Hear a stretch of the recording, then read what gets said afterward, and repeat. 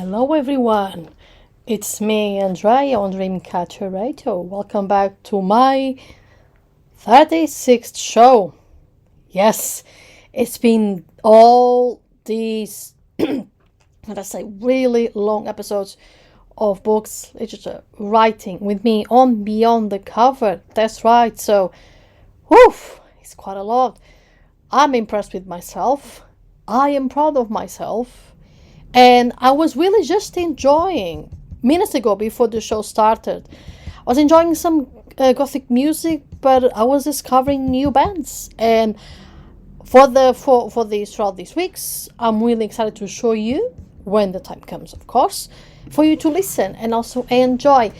And also want just to say that I really hope you guys have enjoyed my last weeks, not necessarily about literature or writing, but at least I hope that there have been some kind of information from you.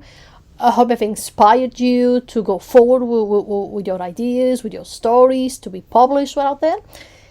And before we continue, yes, because it's been weeks as we continue the writing episodes in the show, I'm going to answer some 3 questions that they've been the last week. So, and the questions are as follows. So, Nigel from Hampshire says, have you ever read House of Leaves by Mark Z. Daniel Wicks? I think it's how you pronounce it. I apologize if it's not the right way. It's a total mind-boggling book and highly recommended. Well, Nigel, I never heard of it, but I went to online to check about the book because you got my interest. And has the genres I'm really interested as well, which is horror, mystery, and thriller. So Nigel, thank you so much for this recommendation, House of Leaves by Mark Z. Daniel Wicks. I think so you pronounce the last name. So I hope those who are listening also go to check the book. I will, and I'm very curious to know what this is all about and what story really is, because as Nigel says, it is, as he said is for this questions week, it's a total mind-boggling book and highly recommended. So we have a book to check. If you guys are interested, please go. And the second question is from Jane from Birmingham, and she asks, I am currently writing short story books about conspiracy theories. And she asks, do I like conspiracies? Ooh, this is a very interesting question. Do I like conspiracies? They are fascinating in a way, Jane. I mean, some of them can be true, but some of them can also be a little made up, I mean, they're fascinating in a way to try to help us probably figure out stuff out, or maybe they can be truths, absolutely, because sometimes the truths are so well hidden in the dark, in the obscure, that we have to dig deeper in them. And I believe conspiracies can come from there. Absolutely, yes. So yes, I am intrigued by conspiracies. Of course I am. I'm curious. I know probably I don't really sound from people listening to me, but I get curious. Of course I get curious. Does it mean I have to believe in them? Not necessarily. But some I do. And I hope this answers your question, Jen. If I do like conspiracies. I think it's a very intriguing, fascinating topics you want to write for your short stories. I say, go forward. You got my support. And just do absolutely your best. Just do it. Just be creative. Go out there and, be absolutely amazing with your stories. Just go for it, and you got my support. And the last question is a very interesting one. Nothing to do with writing in books, but it's an interesting one nonetheless. So I was really intrigued because Bless Bradley sent me all the questions and answers for me to see throughout the weeks. But not the last week's probably because I've been doing some interesting stuff. But the last question says, Nathan from Access, I think is how you pronounce it. If I don't, you apologize, guys. So he says, you seem like the kind of person that does not to read or watch the news. Am I correct in my assumption? Well, Nathan, yes and no. And the reason is because, yes, I do not watch news, read news specifically, It's mostly because it's been, just from my experience until thus far, negative, negative, negative. And for me, negativity really bothers me, and it just really affects me a lot. And because it affects me a lot, I rather, if it is really negative and I feel it's really affecting me, I rather just distance myself for a while, and then I can come back and see what's up. But it's something that I do not seek 24/7. It does make sense. And a part of no is because, well, I like to know what's going on the world. Of course, I do like. I like to know what's really going on in the country, when I'm currently living, around the world as well, and what's really happening. Of course, I do. The thing is, again, coming back what my first answer, because it's so negative. I just rather say, you know what? Let's just creating stuff. Let's just really put out what I think. Let's just be creative, because creativity really helps me. It's just because I'm passionate, because I am, but also because it helps me to put my ideas out. And at the moment, in my opinion, Nathan, we're living in a moment where we cannot say what we think, or could possibly be that we want to say. But I don't know, sometimes things don't work. It feels to me the society in general, not just in general, it's totally in general. This doesn't apply to one country, it applies to everything. Needs to be redone. We need to rethink things again, because it's not working anymore. And I don't want to go more into politics, because he's going to be in the politics side. Because again, my show is about writing, books, literature, and also the other parts of metal and gothic music. So, but I think everything needs to be rethinking. It needs to change. We definitely need a good change. And my answer ends here, because it's going to get next to the politics side, and I would like to restay when my show is about. But I really appreciate your question, because it's a really good question. And as I said, yes and no. It's something in between, but it's something that I personally do not seek out 24/7, because again, affects me a lot. And because it affects me a lot, I rather be good with myself. Because I rather be positive and rather think, okay, we have this going on, but we can think positively, think in a solution. But so far, have you thought, for example, a good news that you have listened in the radio, or a good news that you listen in the television? I don't remember. Thus far, I don't. So I rather think, okay, this is happening, but this could be happening instead, because it could bring more harmony, could bring more positivity in the world. We definitely desperately need positivity and hope, in my opinion. We definitely need this at the moment. And with this positive and hope from my show, I want to thank Nigel, Jane, and Nathan for your questions. Absolutely fantastic. I will thank you so much to reach me out for me.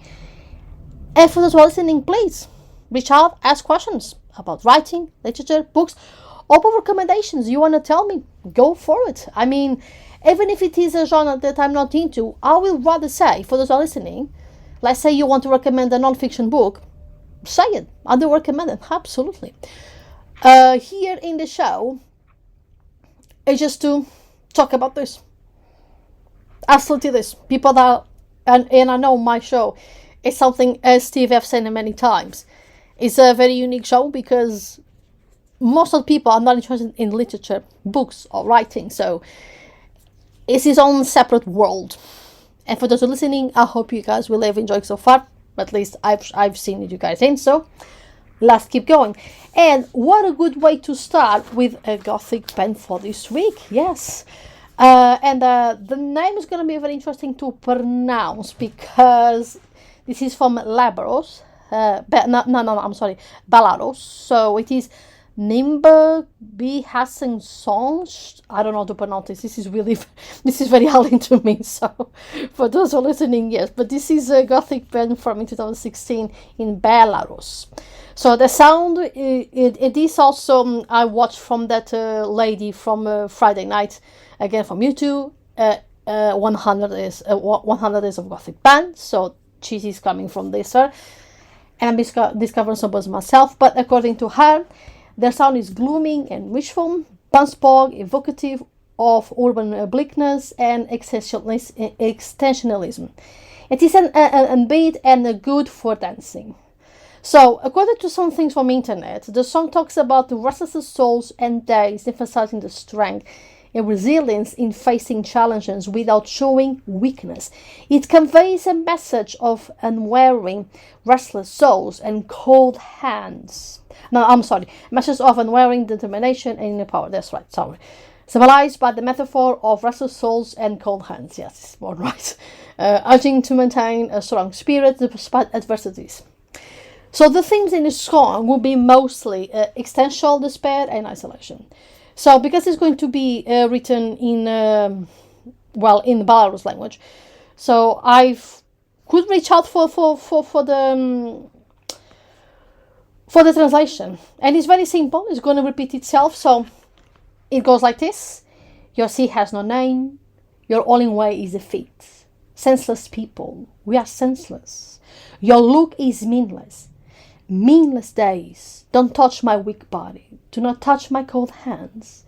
Senseless people, we are senseless. Your look is meaningless. Meaningless days. So guys, let's listen. Nimberg and Biensonsnas. Oh, this is how we pronounce. This is really sounds so strange, even for me to pronounce. But this is the Gothic Fun Ballas. I hope you guys enjoy.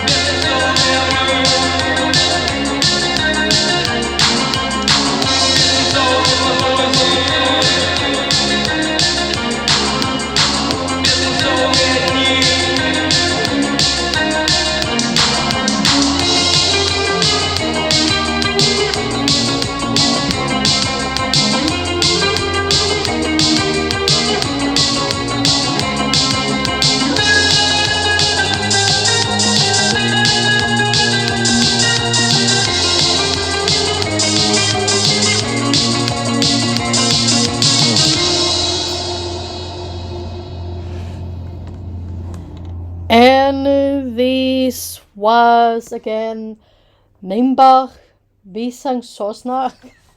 I hope you guys enjoyed the song. It was brief but it was sensible, and I hope you guys enjoyed the beat.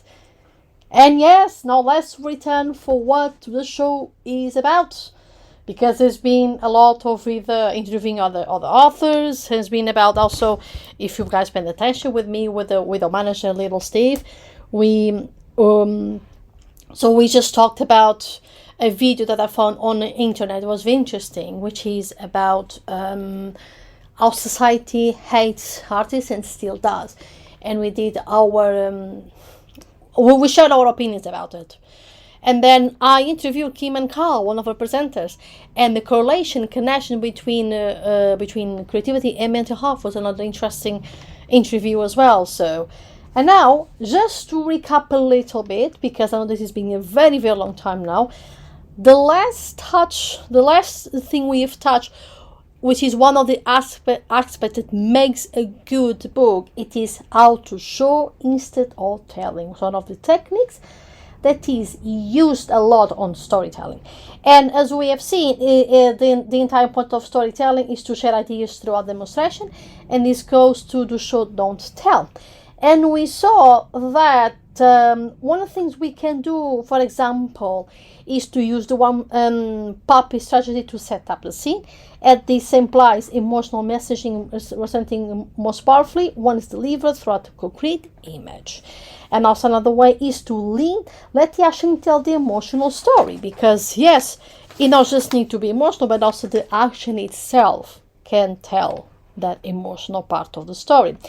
And also let the conflict do the talking. Yes, because if there is conflict, it's going to show already what's really happening in the story. You don't need to tell, because the actions is speaking for themselves. And also, use of dialogue can also be another way to show, don't tell some stuff. But I believe in some aspects, and I learned this as well, because as one of you guys, I'm also learning, and I'm writing a book as well. So and once the people told me, sometimes using some emotional in dialogue, it's a little bit tricky. So you have to be mindful how you use this. But if you want to show something instead of conflict, can also be a good way, because use of dialogue, it just can be tell a lot. For example, if you want to say the 14-year-old says, I love you, they might say, oh my gosh, you are such a dork. So with all of this kind of speech, you are telling already, this character loves this one. And also, we come across as well, they also use the symbolism, because symbolism also well written guides your reader towards a specific perspective, clarity of theme, or to create also a mood as well. And so another technique is also to write like a screenplay. Funny enough, I am learning in university how to write screenplays as well, and dream dramas as well, and I can say yes, it's mostly about action and dialogue and the stuff. This you can just use as a technique just to try to tell you what things could be more show rather than tell, just to help you just to figure out if you are stuck in some way. Another technique is just sometimes just tell. Because in most cases, show is good, but sometimes just really showing all the time, it can slow down the pace, it may not be important, and some aspects of the story is not important to show. If you want to show that your character, for example, is just travel to one place to another, just tell. Just tell, for example, that, I don't know, Bob is traveling to London, to Oxford. That's it. You don't need to tell they do this and that, unless I will say something happens. But usually you don't need to tell, because it's not. Nobody cares if you are, if the Bob is on London and travels to Oxford. Nobody cares if nothing happens. Nobody's going to care. It's just said straight away what happens. That's it. And also, the things you can in this sometimes just tell. It means that you need to explain a word or situation that isn't familiar to the reader. This is another way. Other aspect is you've got some backstory to unload. So yeah, just if you want something, so let's say backstory to tell, just tell. Sometimes it's necessary as well. You don't need to always to show. And also is you need to move on with the story, because yes, as I've said, once you try to show something, what we're telling to the reader is, now is the time to pay attention to something. And if it is not important, move on with the story. It's okay, because show is this. Once show slows down the pace, the tell moves faster the pace. And this is what you writer want. You're trying to balance the situations. Another aspect to consider what is just to tell is it's time for your character to say what they mean. And this, for example, if they're going to say, look, I am upset with you, let them say. Let them say it's upsetting them because something is happening in that scene. But sometimes you just let it be. It's the way. Remember, the slowing down the pace and fasting the pace. And with this, we finish our show don't tell, because not really much to tell you. And I've also showed you a video on YouTube as well to explain who show don't tell, just to compensate what we have learned so far. And today, what we are going to touch, pardon me, my goodness, I've written really well today. So, what we're going to see is natural engaging dialogue. Because dialogue is very important. And dialogue, when it's badly written, can be hilarious, can be sometimes, and sometimes cannot be so funny to engage, because we need characters to speak their minds, we need the characters to say what they want to say, and we need conflict as well. And before we dive into dialogue, we are going to listen our second metal band this week. So, the second band this week is called Migya, I think so you pronounce it. Exercises in Futility, I think it's 6, yes. So, this is a Polish black metal band from in 2020, so it's been really quite a while. No, 2000, I'm very sorry, it's 2000, I'm sorry. So, according to the website media.com, from somebody, the nickname, mind you, Thoughtful Melee, they said this album is a gloomy attempt of pain and desperation, from his poetry lyrics to his superb musicianship. Migla have accessed themselves, producing a dismal soundtrack that transports the listener to the deepest recesses of the human psyche. The themes of helplessness are evident here, with M's agonizing and despairing Holmes' punctuation most of the music. While many bands aim to generate a sense of hopelessness, Migla accomplishes this with uncanny ease. The album is very cohesive, with a slow burning opening that builds to an emotional conflagration by the finale. The chords are melancholic but crispy, ebbing and flowing but never losing the feeling of urgency. The drumming is a highlight, fusing blast rhythms with calmer moments to capture the balance between chaos and order. So guys, let's listen. Migla, Exercises to Futility 6.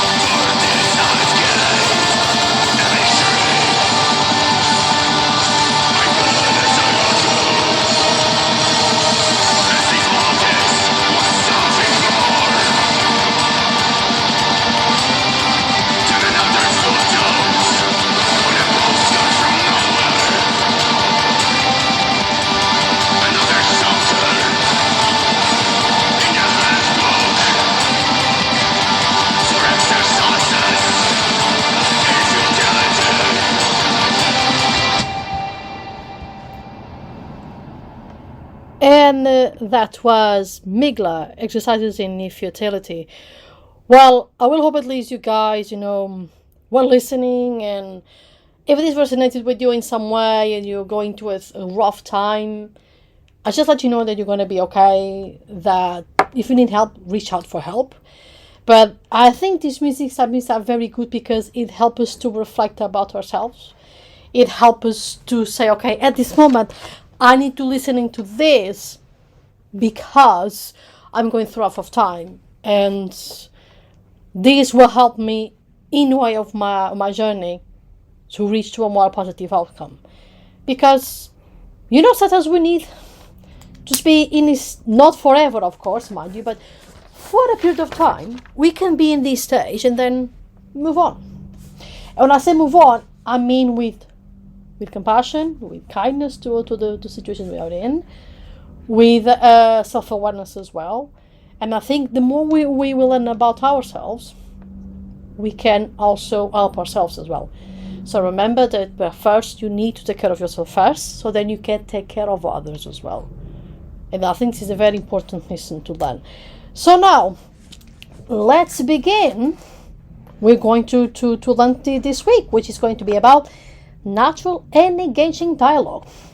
So for this, dialogue needs to sound smooth and natural when read out loud. So remember, when you read dialogue, it needs to be sound smooth. It's smooth in the sense of it sounds right in your ears. And when you read out loud, it sounds natural. You cannot just really say something, I don't know, completely out of nowhere, and then the other character say something completely different. And now it has to make a connection, makes sense what they are talking about. I know I have to be very careful with this because I am writing in a very archaic language, and I know I have to strive to be archaic in a sense a little bit more as well modern. So in my case, on my book is a bit different, but I'm really trying my best as well to do that, to achieve natural, and also what I need out loud sounds smooth at the same time. Also, any use of accents or original dialects has to feel authentic. So, for example, this is not to be heavily-handed or stereotypical. Because why? Because let's give an example, that you're going to write a dialogue about, let's say, an Irish person, as for example, if there's example, and if you write in that accent, it may sound a little bit stereotypical, and they can be, for the audience, say, this doesn't sound right. I understand what I'm trying to do, but this doesn't sound right. So be mindful when you want to write a specific accent, original dialects, has to feel authentic and not to come like some kind of a joke, right? Because it's easy to write jokes, but reading authentic dialect and from people from other countries, it has to have as research. Remember, research, or go to Ireland, or if you have a friend in Ireland living in UK, talk with them and see how they talk, see how they, how the words come out, and there should be, you have already your research here. So another aspect is as well that the character's emotions and conversational objectives are conveyed mostly throughout subject, unless it's in the nature to be direct. So another thing about dialogue is they can be, let's say, subtle, is a subtlety, unless it is in the character personality to be direct. That's fine. But generally speaking, dialogue functions when it's subtle. And of course, doesn't have to be this way. Of course not, because it's entirely up to you as a writer, but making it in a way that is interesting. It's very interesting and brings the reader to want to know more about the world you are creating, the more the story that you are creating. That's what you're trying to do here. And also, let them keep secrets, vulnerability, and utterly motives hidden until they become too big to conceal. So this, of course, comes with be subtle in the text.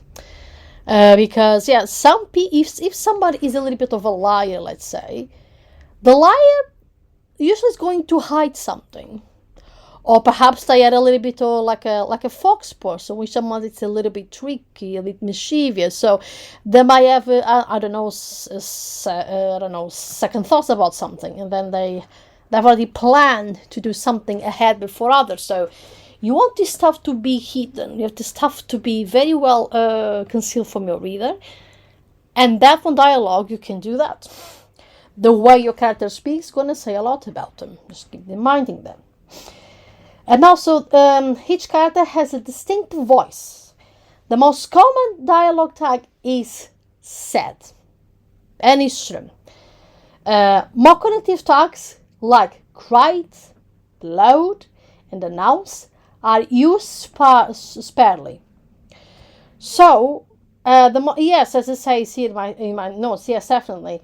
You have to make a little bit of always be mindful of all the things I've said, but usually you have to pay attention how your character is talking. I personally like use the word said not too much because it for me becomes a little bit repetitive. So I like to say they announced, or they avowed, for example, or they, I don't know, answered, for example. Something like this to not make the word said the most repetitive. I know perhaps is the most valued because, yes, somebody's saying something. But also I like to use words that can convey some, not some repetitiveness. But this is, again, personal preference. Doesn't mean it's the correct way. As I said before, I'm going to say it again. What I'm saying here in my show is to help you, but you also can break some rules. Know the rules, practice some stuff, and then when you figure out your own way, start to use your own way. This is just stuff to help you for now, to see what you can do, and then, boom, make your own way. Also, all dialogue is interesting and relevant to the story. For example, there is no I, hello, how are you? Fine. How are you? Unless it's somehow revealing something important about the conflict or the characters. So again, you know the boring dialogue. Hi, how are you? Fine. I'm fine, how are you? This is sound appealing to you? That's it? No, isn't it? It's not. You want something like, Jane, I heard something yesterday, last night. Oh, really? What was it? This. There is some conflict here. There is something that this character is telling to Jane that something happened that she doesn't know, but she's curious. So this brings conflict. You don't want your character to say, hi, how are you doing? Hello, what a beautiful day. That's a bit, not interesting. As I see here, you want something to move forward, to reveal something on the story or the plot. So the dialogue never repeats something the reader already knows. This is true as well. On the first draft, it's okay, I will say. When you're starting writing your first draft, it's okay if you repeat stuff, because your first draft, as I've said before, I'm going to say it again, it's your crappy draft. It's a draft that you put everything, and then later on, you refine better. Or with the second eye, because, sometimes we writers, we have seen a lot of our writing. We cannot see what a is done. In our mind sounds right, but maybe a second person reads, look, this part is repetitive here and here. You can just cut it off or rewrite it in a way that makes sense, in a different way.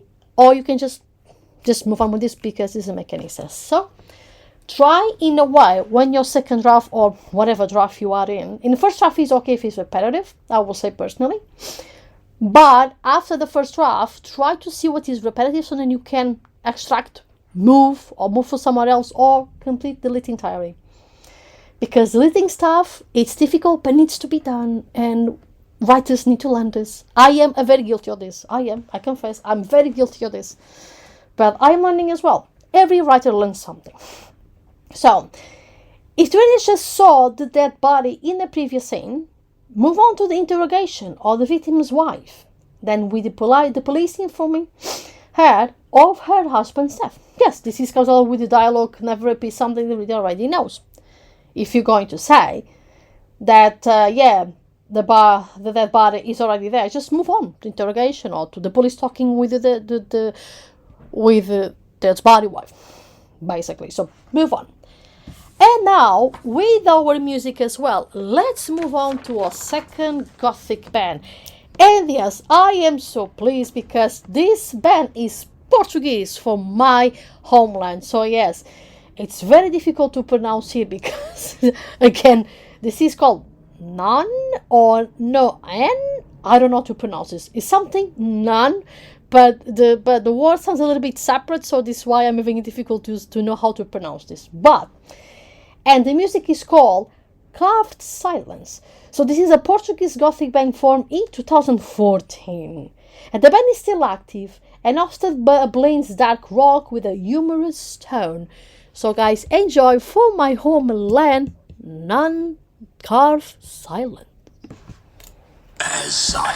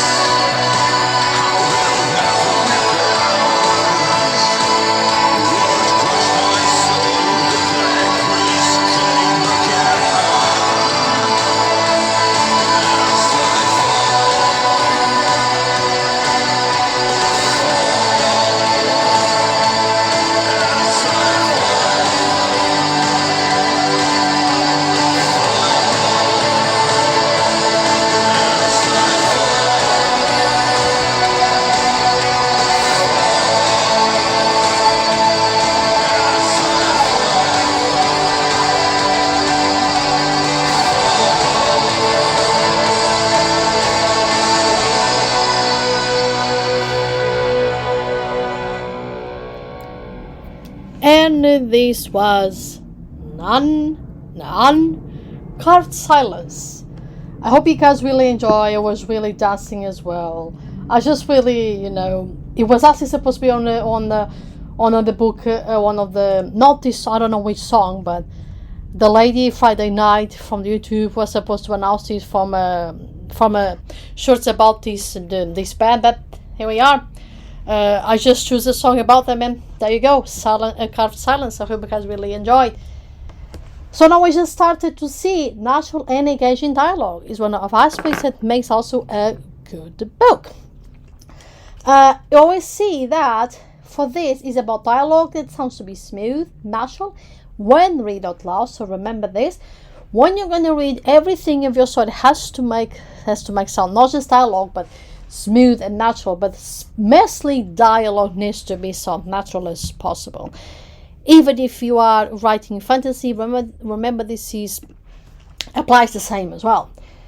And any use of accents or regional dialects has to feel authentic. So if you're going to read, again for my example, an Irish person speaking, be mindful how you're going to speak their accents, because they can come out not a very good way. So meaning stereotypical in a way. Also, emotions and conversational objects are conveyed mostly throughout subtext.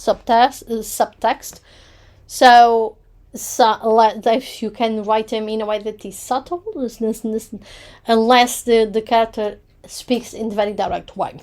So this also depends on the character personality, mostly, I will say. Also, keep in mind that each character has a different distinct voice, and the most common dialogue tag is said. Now, just say it is most commonly used, but you don't need necessarily to be all the time said. You can use, let's say, cried, blowed, announced, etc., etc., etc. Also, it depends on the context, what they are saying, just to emphasize that, so also keep that in mind. Also, the dialogue is interesting and has to be interesting and relevant to the story as well. So, not just write as, hi, how are you doing? I'm fine, how are you? This isn't interesting.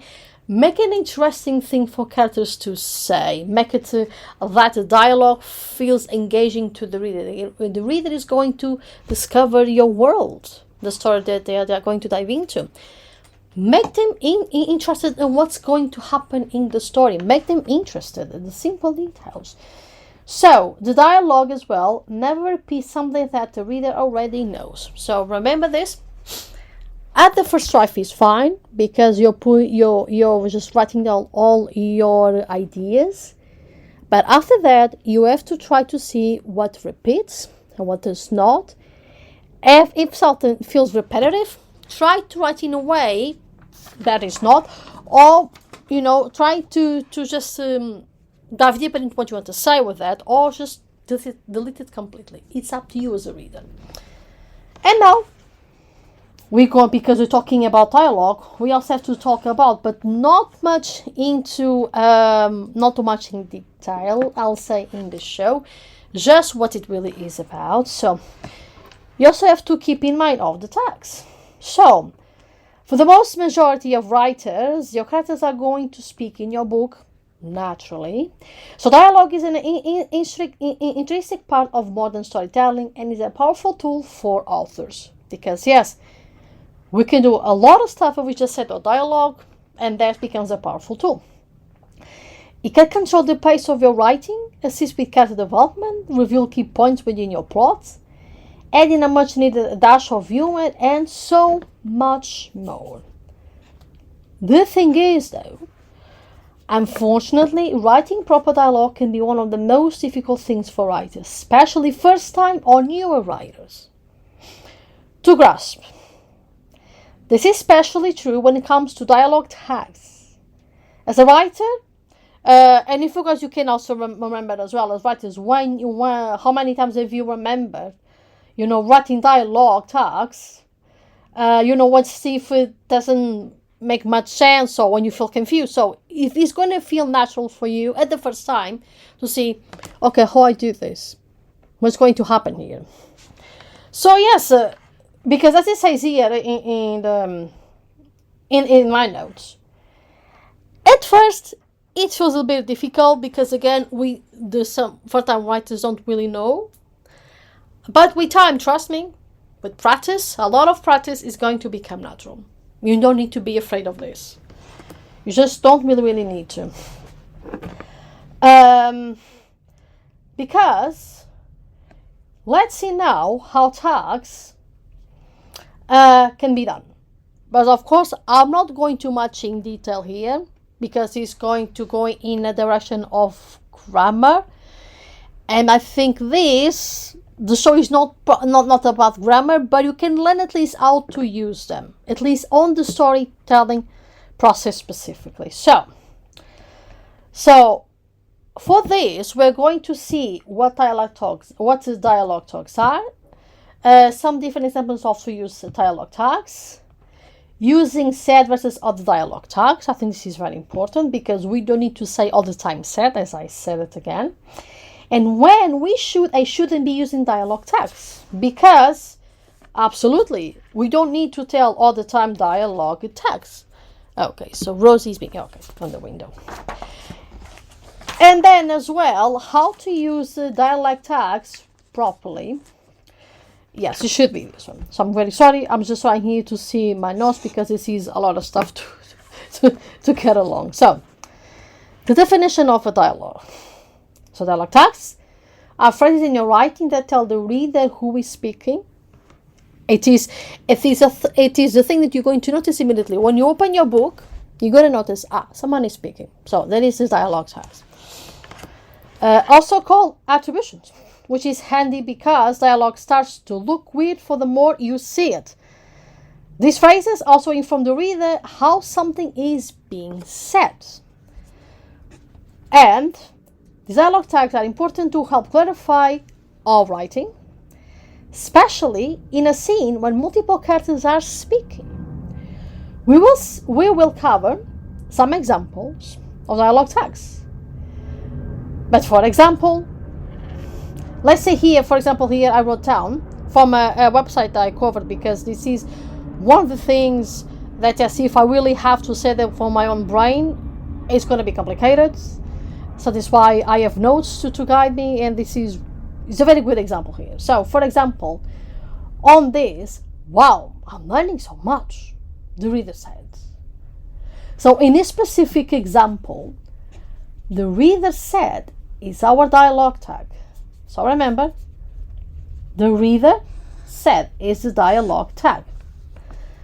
Assuming you're reading a book or two in your time, then you have seen hundreds of dialogue tags. We are all writers here. So we have probably read a few thousand or hundreds of books, which means you have seen thousands of attributions before.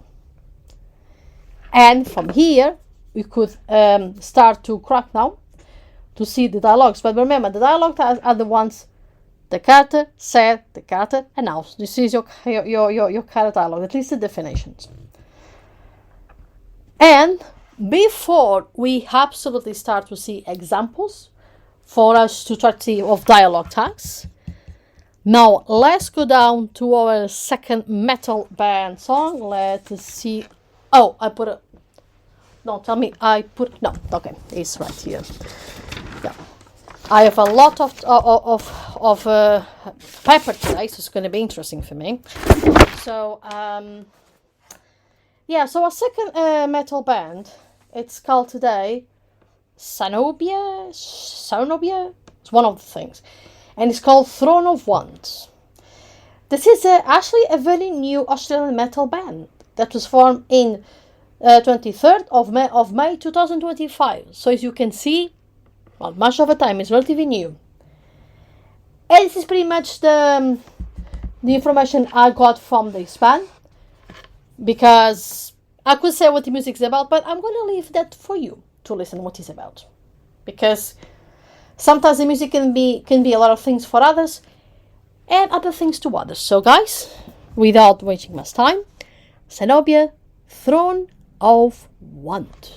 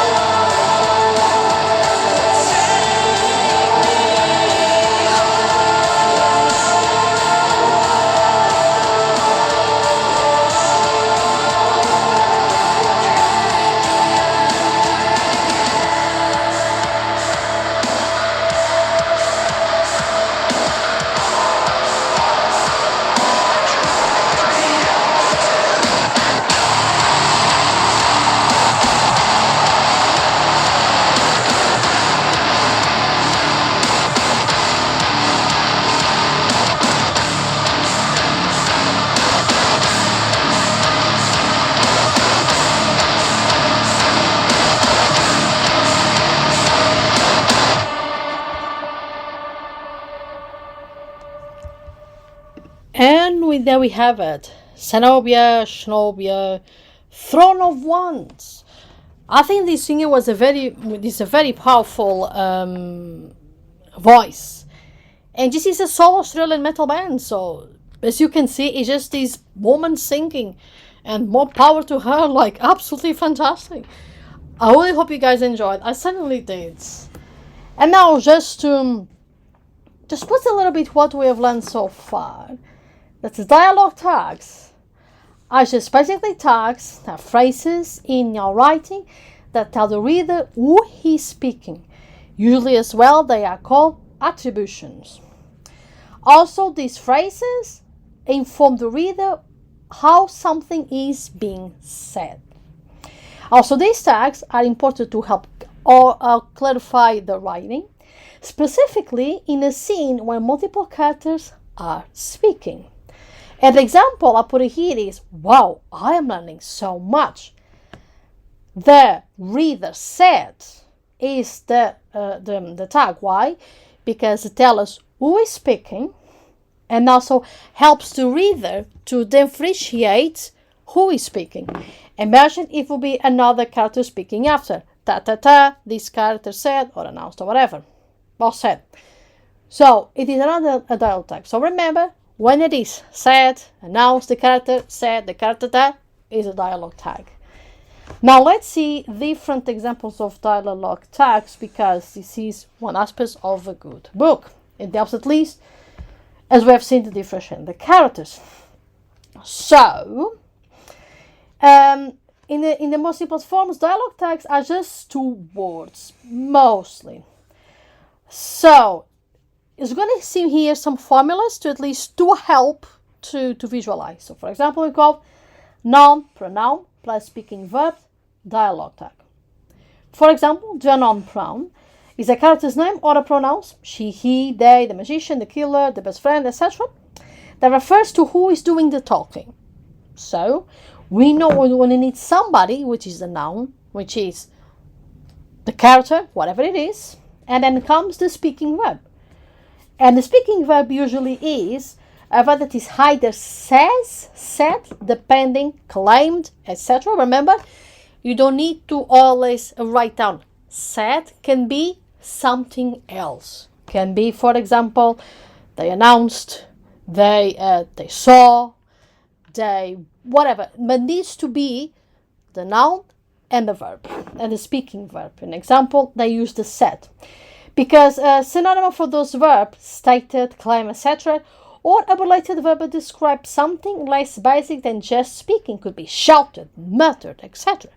So as you can see, it doesn't need to be said. Can be, for example, she stated, he claimed, or they shouted, he muttered.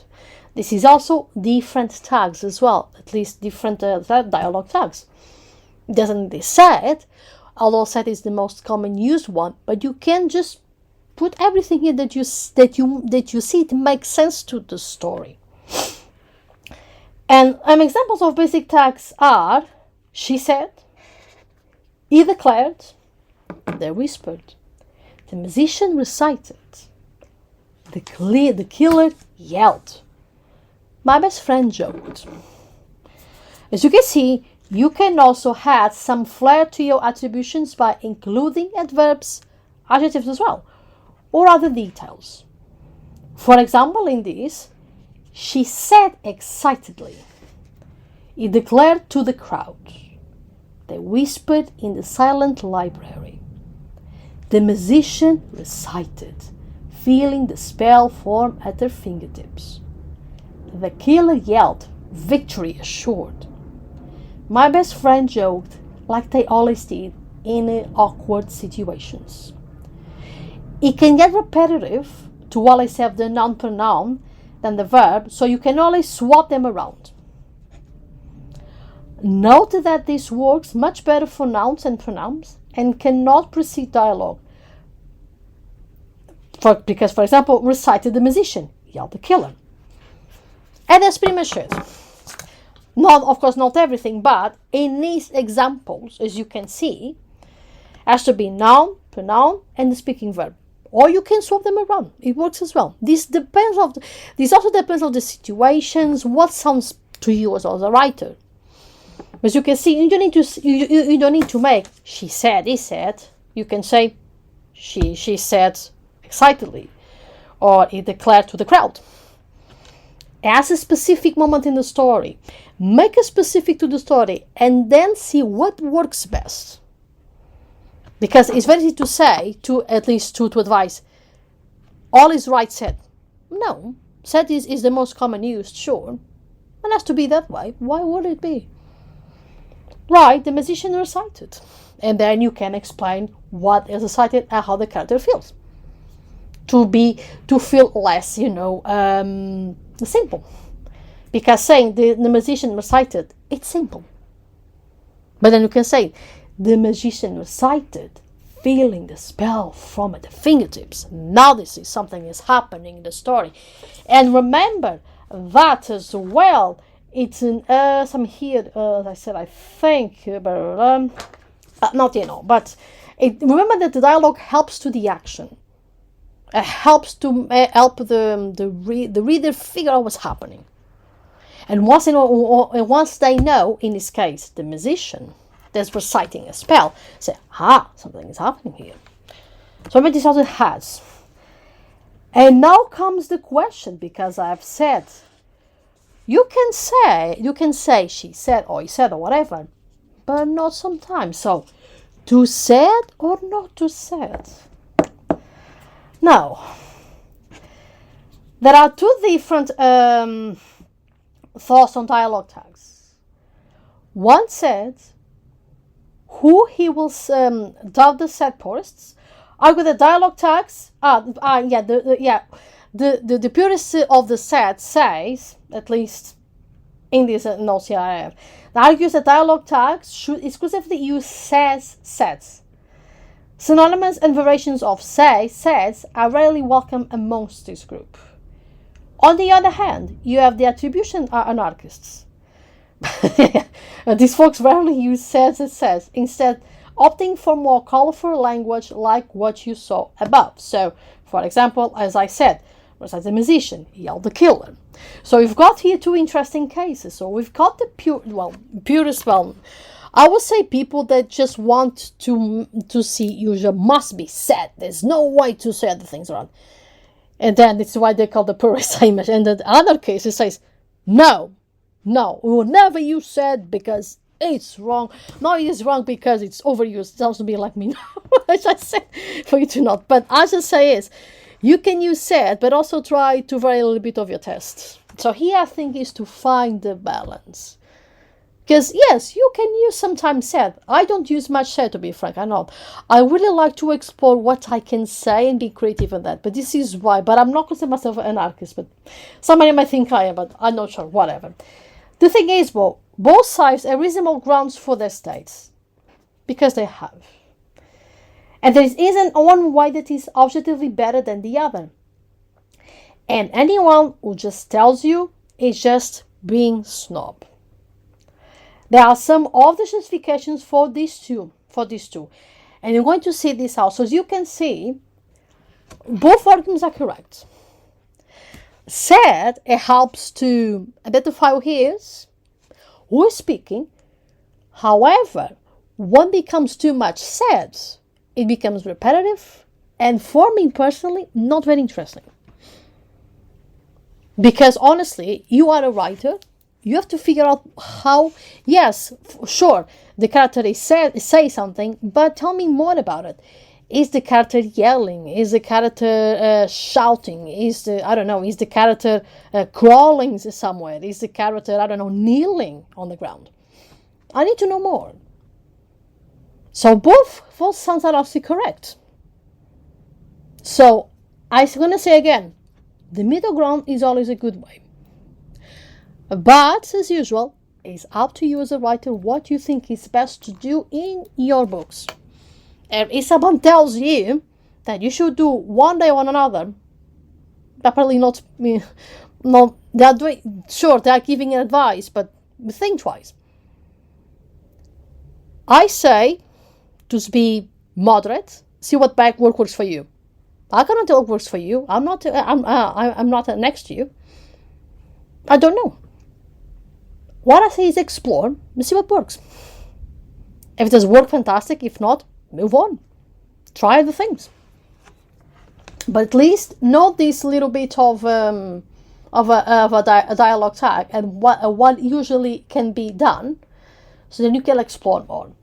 But let's see now what the both sides has to say about this, because I think this is very interesting. So, on the purity side, using only say said helps dialogue tags blend into your writing and doesn't distract your reader with unnecessary complex or unique words. This is actually correct if you think about it. It helps. It doesn't complicate things. It doesn't distract you for somewhere. In this way, they are correct. This is great for harnessing the function of attributions without endangering your reader's immersion in your story. And now comes the attribution anarchists.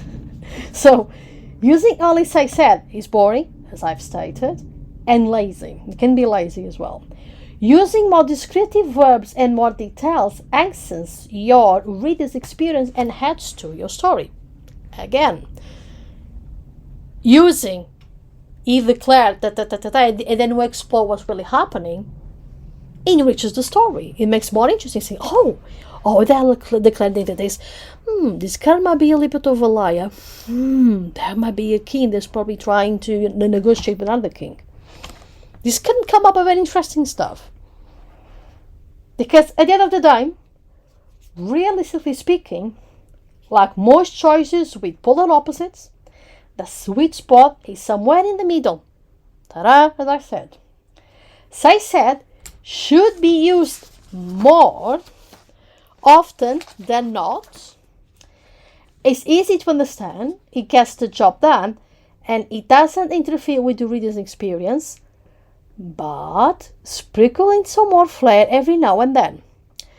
Remember that writing is an art, after all, and embracing some words more than says and sets in your dialogue tags can change a scene, can paint a more vivid picture, and add more depth to the characters. That said, completely avoiding says and said will be exhausting, cumbersome, and can come off as a tad pretentious. So, as you can see, the middle ground is the solution.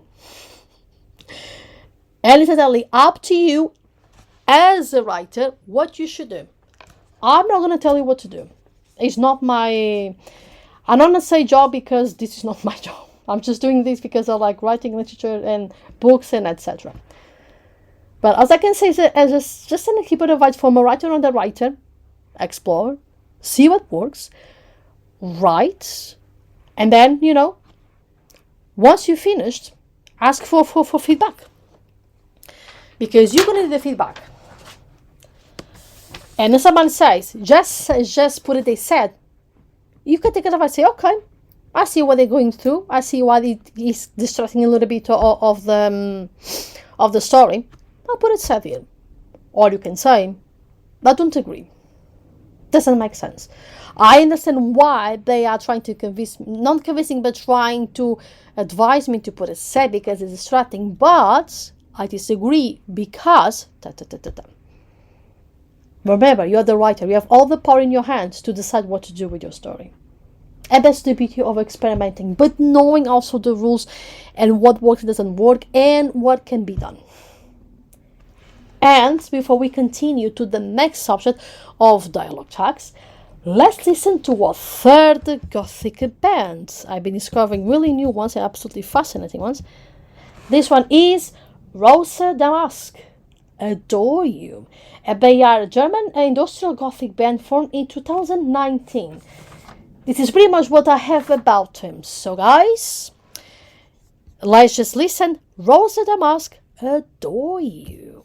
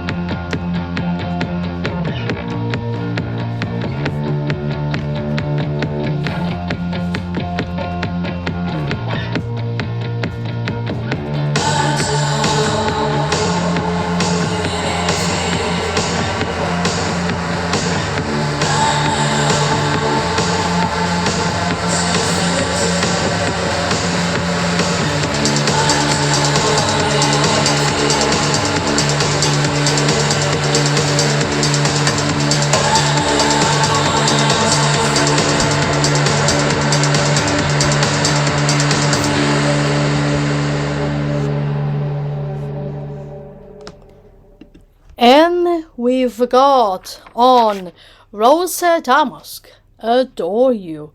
I hope you guys really enjoyed the song. It was also dance as well.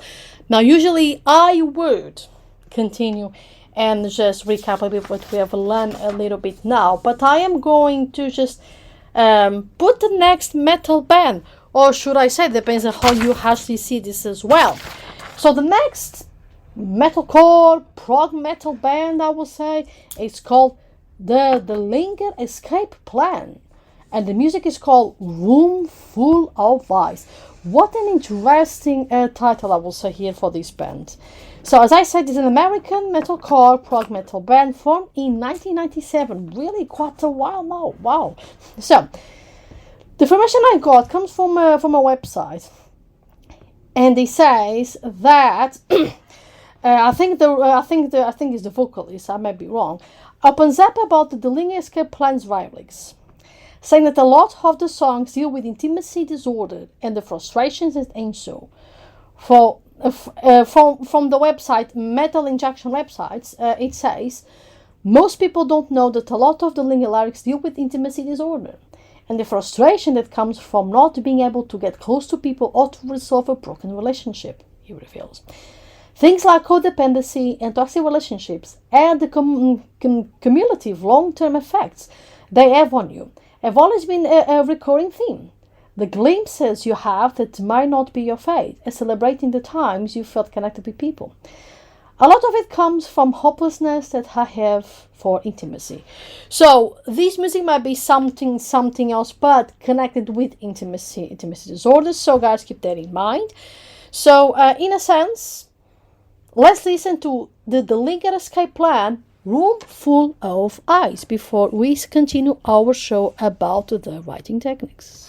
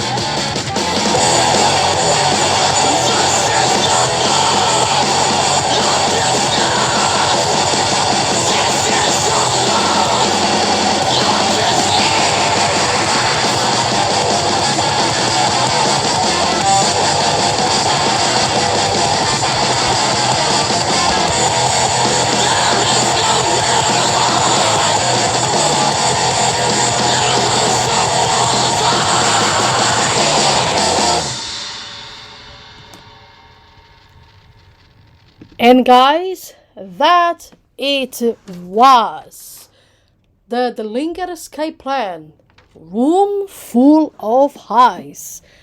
I hope you guys really have enjoyed and just was just vibing mostly, if can be anything for vibing, because yes, I imagine that have intimacy disorders might not be a fun ride for those who are experiencing, but I know at least I hope that at least music said something, and if you're going through this, as I think was the vocalist, if I'm not mistaken, but I might be wrong. I've said he's been through that quite some time, and then he just decided to write about it. If you got the same experience, I hope everything's going to be okay, and you're going to find the solution to your life, and you will. Just be kind to yourself, and just if you need help, just go out and seek help, because we all need some time in our lives. So now, returning back to our show, yes, let's continue now. So we just start to see the said or not said, the dilemma, the question: should I write said or not said? Well, the answer is something in between. But remember that if you're going to use said, it helps dialogue tags blend your writing and doesn't distract your reader with unnecessary complex or unique words. However, it's very good because, again, it's easy to understand and simple and just get the job done. And doesn't interfere with your reader's experience as well. So it's clear. However, using too much said, if I experience myself with a specific writer, and actually folk horror writers actually, only using said, it can be boring. I would not say lazy, but mostly on the boring aspect. Because using more descriptive verbs and more details answers your reader's experience and adds to your story. And also, just remember that writing is a form of art. And if you're embracing some words other than says and said in your dialogue tags, can essence the scene, paint a more vivid picture, and add more depth to the characters. But then again, it's up to you. I'm not going to say what to do because it's your story and it's your book. You're the writer. You should know what you want to do mostly in your writing. So, writer, fellow writer, just remember all these aspects when you're going to write your dialogue tags. And be creative. Experiment. See what goes. Maybe you're going to find out something new. Who knows? It could be. It's your journey. It's your journey. So now, a little note of adverbs. One more thing to note while we are in this section is adverbs. Just like say said, writers are diametrically opposed on use of verbs.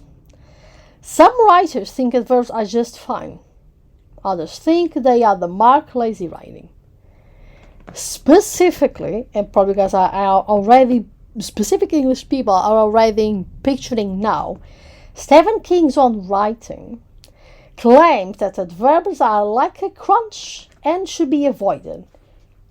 However, he uses adverbs. Just keep it in mind that everybody uses adverbs to some degree. They are part of writing. They will show up in your dialogue tags too. She said loudly. It declared resolutely. They whispered carefully. So yes, if you use all the time, I can understand Stephen King's point. But once in a while, it's fine. It's not going to affect anybody. Remember again, the purists and the anarchists in this specific case, with the said and said. Again, middle ground. I've also with adverbs. You don't need to completely delete the adverbs because at some point you're going to use them. You're going to see they are not affecting your writing. It can be it can be the opposite actually. So again, just discover, see what happens. The thing is, this isn't wrong, nor is bad writing using adverbs. You should, however, be careful about the frequency with which you use adverbs. There you go. They are fine in moderation, but overuse of adverbs can lead to boring, repetitive writing. For more instances where we use adverbs, there are better words we can use, and it's true. A book filled with intense words like morose would be a tough read, but so would one overflowing with adverbs. So when you're voicing your first draft, look for ways to replace some of the adverbs in your dialogue tags with some flair. And this also true this as well. So, in your first draft, when you're writing your book, it's going to perfectly fine to use a lot of verbs. It's your first ideas. You perhaps don't know where this is going. Even you are plotting your story. It's going to happen eventually. But then, when you finish your first draft, you start to say, okay, this part doesn't need this specific verb. I can change for another verb, but it's more powerful and means much more in the context on the plot is happening around the story. As it says here in the notes that I've just read, like in the text, the middle ground is always what the writers don't want to say should, but there is another way for me to phrase this: should to thrive to go to. Why? Because you're going to end up, pardon me, thinking that using all I said is the right way, which we have seen it is not. Or you're going to say, I can just spark a little bit of creativity in my writing. So I'm going to try to avoid using said. It's also wrong. So, like the adverbs on said and said, be mindful, see what you can do in your writing, and don't be afraid. If you say it makes sense, use adverbs. As it says here, in the Stephen King's book on writing, he's against it, but he writes himself adverbs.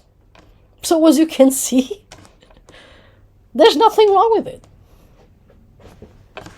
And you're going to find other writers going to be against adverbs, and others are not. At the end of the day, it's just writing. It's an art you're creating. So be you. Be yourself. Discover. Go and write more and see what happens. You might find something interesting. And now, when to use dialogue tags? Let's see. We know what dialogue tags are. Where's just one? We know that they can look like, but when are we supposed to use them? And this is what you're going to see. So, establish who is speaking. So, more than anything else, dialogue tags tell the reader who's speaking. We have done this as well. So, if a conversation has just started or you have a new paragraph without dialogue, an attribution is important so we know who is saying what. So, remember, even when there is a new paragraph without dialogue, you have to always say who is speaking. So instead of said, he pronounced that tomorrow, I don't know, it's going something else, whatever. You can say John pronounced that. We know he's speaking. We know it's John who's pronouncing whatever. Another way it is how something is being said as well. If it is important for us to know how a line is being said, a dialogue tag can drive that point home. And it's true, when you actually said, I don't know, Maria said, right? It's clear. There's nothing to add for. This is basically what it is. And also on switching speakers. Again, switching for another protagonist, but it's not to another character. So most conversations involve more than one person. And we can always agree there's always one. Mostly all the time. Not always, but sometimes. Dialogue tags can clarify which participant in the conversation is speaking at which time. Understand who is speaking in your story is pretty important. So this sounds very obvious, but sometimes writers forget about this. And I'm gonna say this, it's natural. It's natural. It's fine. Because we are so engrossed in your stories, you forget to add who said or announced or whatever. And then we say, oops, okay, we're speaking now. This is why it's important in our dialogues to actually put it very clear. So Maria said, John pronounced. We know who is speaking. We know Maria is saying or said something. we know that John is pronouncing something. It's clear. This is what is tags are used for, just to help the reader to see who is speaking. As we clearly said here, as we said, establish who is speaking, how something is being said as well, and then switching the characters, because if you want to switch the characters, it's going to be, imagine if you're going to write your story without saying who is speaking. Imagine. Sometimes it can work, but you have to have a very distinguished, I will say, a voice for your character. Because readers are very smart. They can pick up who is speaking, but more than ever, I will suggest to always put in your writing tags who is saying or what or who is. It is very important. It's going to be more than ever more important. It's also important to know when you should be using dialogue tags. Yes, when you should not use dialogue tags is very important, because not everything is using dialogue tags. And for that, I'm going to speak a very interesting band here.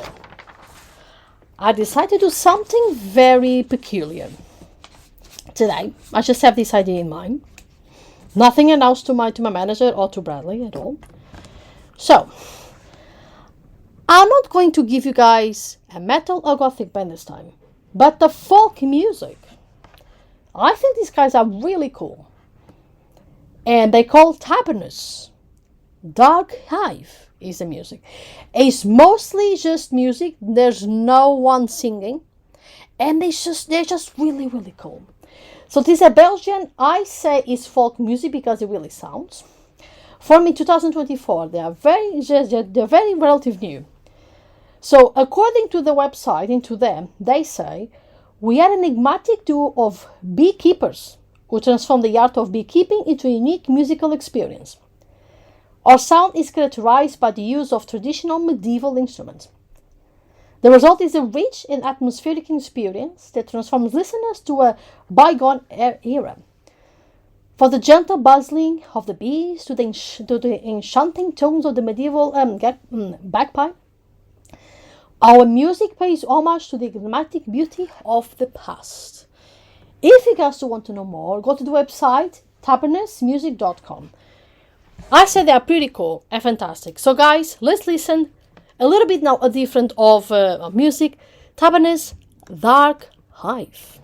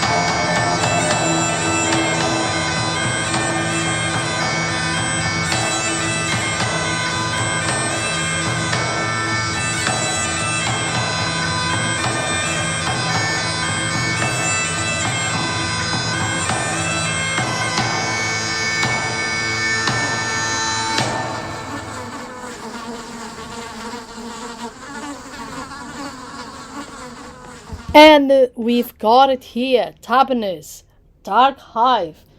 I think they're absolutely fantastic. I love them.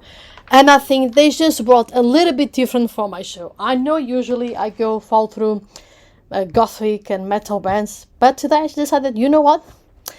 Let's bring a little bit of this type of music. Because, believe it or not, funny enough, many people are coming back to this type of music. It tells a lot, doesn't it? I think it does a lot to our society. It doesn't mean that our bands are getting bad. Not. It's just there are more diversity, and these tough musics, but type of music, mind you, I think it feels like we're coming back on time, and we can imagine how our ancestors did. The type of instruments that they created to bring joy and some merry, if you like. Speaking a little bit of other is a little bit of other word, but it means the same: joyful, joy, happiness, etc. Because imagine at the time what they have got, what we have right now. They've got this, but this brings so much atmosphere. It's just amazing. I absolutely adore them. I discovered by accident, actually.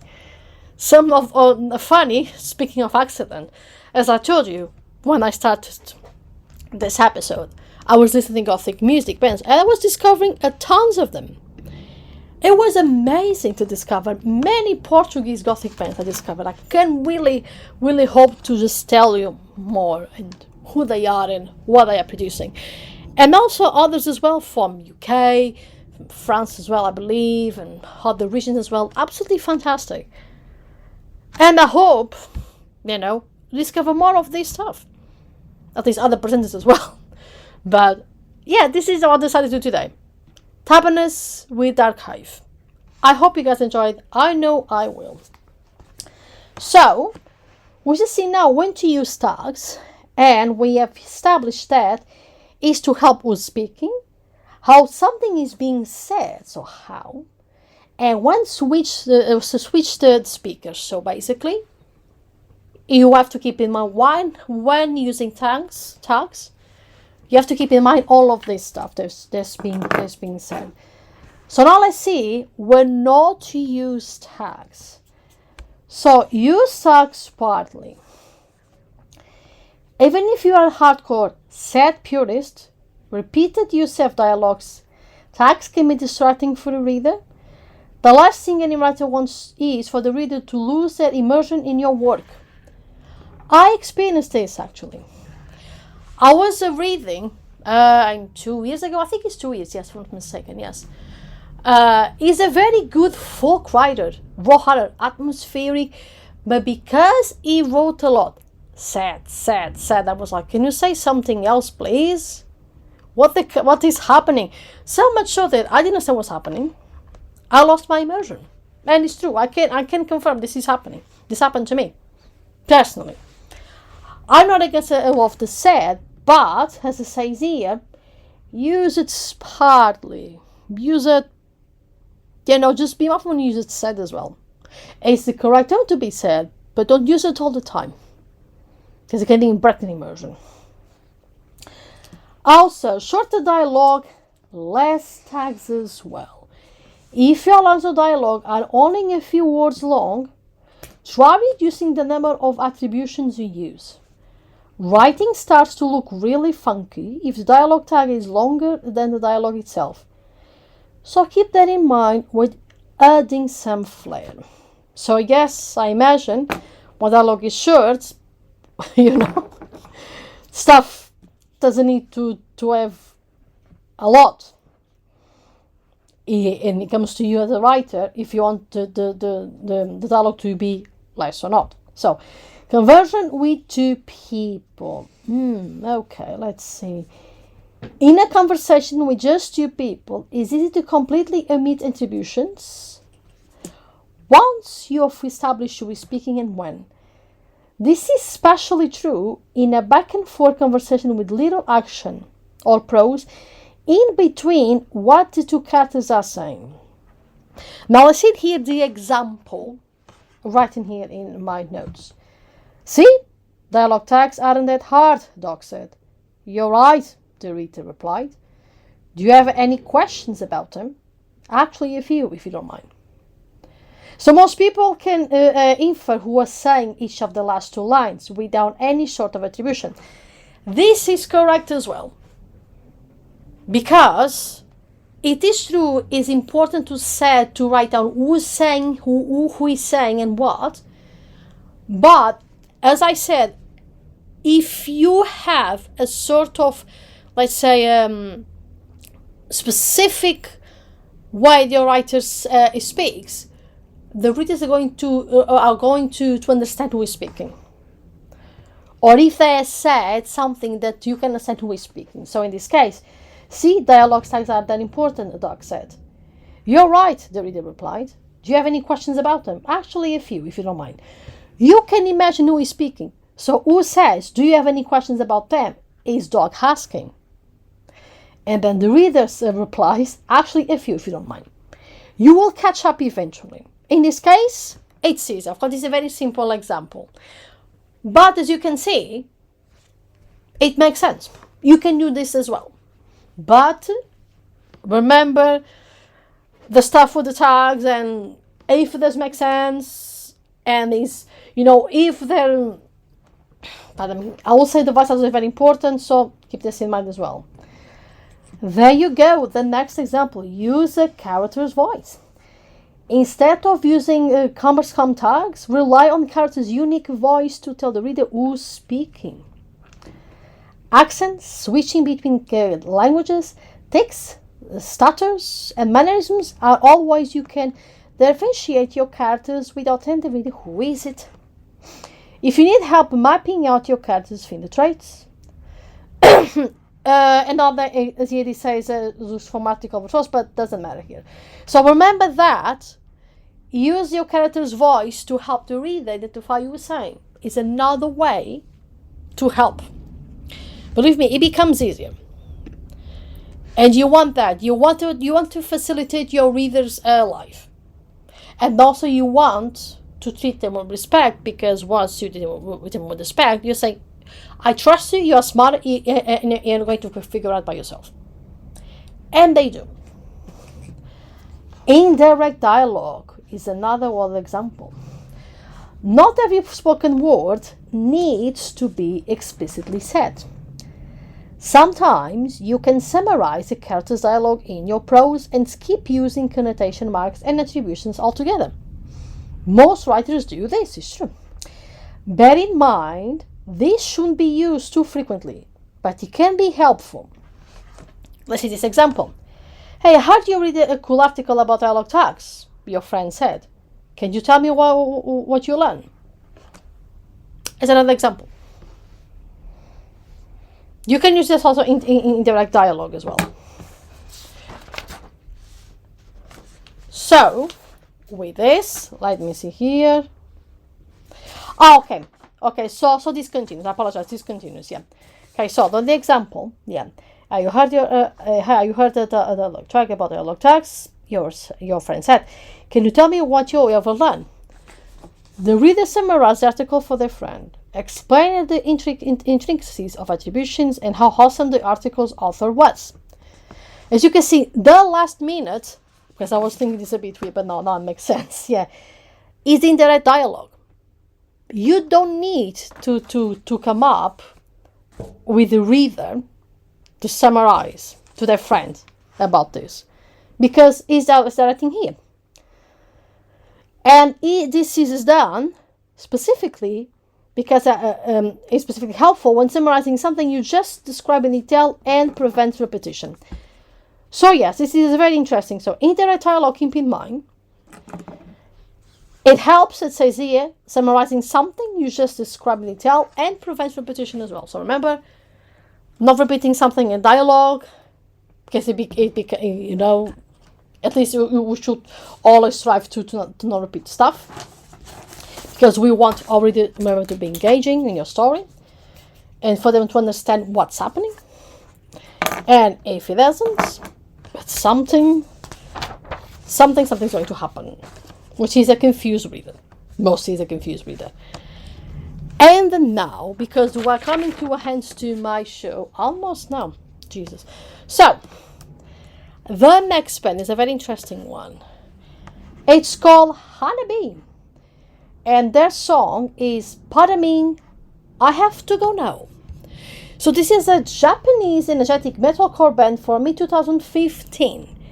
And interesting, Hanabi, it is a term referring to a sudden chilling day that occurs in early April during the spring season, when temperatures drop despite the cherry blossoms being in bloom. So in this case, Hanabi can be translated as flower cold or flowers get cold. It's a very interesting title, actually. So, Pardon Me, I Have to Go. This specific song talks about the toxic work culture in Japan. There is a subplot of the boss harassing the staff with unwanted physical contact, etc. But the main topic of the song is about the Japanese work culture. And I found this little bit of text of explaining on the genius.com website. So, I'm going to just read the verse 1. And because we're going to do the entire music in Japanese, and it goes like this. Tackling in hectic schedule, Sunday is the whole exciting day. I want to play, I want to slay, but still can't figure out the right way. When's okay? Comes at the end. It's okay. Effort free. I've been lucky these days. Happy Sunday. So guys, Hanabi, pardon me, I have to go now.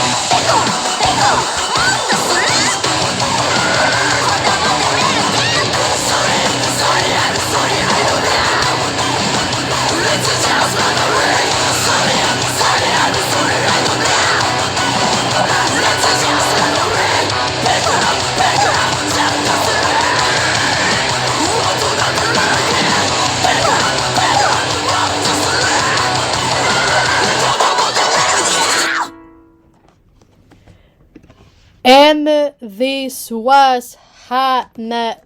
Babe, pardon me, I have to leave, something like that.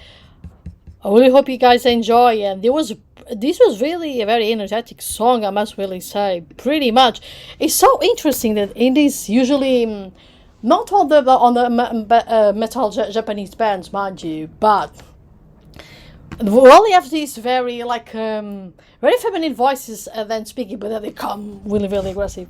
I really like that contrast they do the Japanese mostly on this. I think it just gives a flavor to the band and to their songs, and it just really shows that a woman can also growl and scream, because it is possible.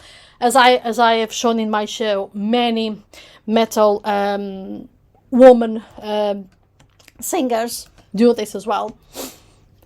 And it's so really important to say this stuff, just to see the variety that those who are listening to me can just find out their band and then just support them as well. And this was one of the examples.